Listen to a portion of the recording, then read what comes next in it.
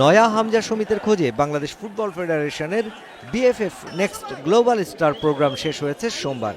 সারা দুনিয়ার 14 দেশের 48 ফুটবলার অংশ নেয় এই ট্রায়ালে।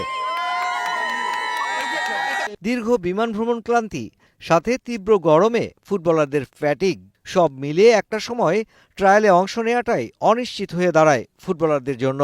সেই জায়গায় এইসব প্রবাসী ফুটবলারদের স্বপ্ন পূরণে তাদের সুস্থ করতে এগিয়ে আসেন একজন Bangladeshi physiotherapist SI Simon. Sports ফিজিওথেরাপিতে আন্তর্জাতিক খ্যাতি রয়েছে যার। রাত 2টার সময় আমাকে একটা প্লেয়ার আমাকে SMS করে, সাইমন আমি ফিল করতেছি কিছুটা।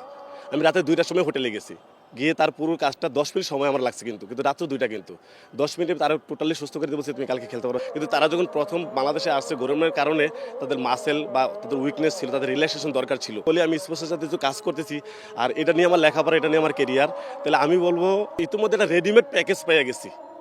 এই রেডিমেড প্যাকেজটা যদি আমরা বাংলাদেশে কাজে লাগাই, স্পোর্টসে, ফুটবলে অ্যানাদার লেভেল যাওয়া পসিবল। গাটের টাকা খরচ করে ঢাকায় আসা বাংলাদেশি বংশোদ্ভূত ফুটবলারদের সেবা দেওয়ার পেছনে সাইমনের একটাই লক্ষ্য, আর তা হলো শুধুমাত্র দেশের ফুটবলের জন্যই এমনটি করেছেন তিনি। যেহেতু এখন আমি একটা অপরচুনিটি পাইছি, তাহলে এখন আমি কেন কাজটা করবো না? আপনাকে যদি বলা হয় যে আজকে যুদ্ধ লাগবে দেশে, আপনি দেশের পক্ষে যুদ্ধ করেন, আপনি কি করবেন? পারিশ্রমিক চাইবেন? এটা একটা যুদ্ধক্ষেত্র।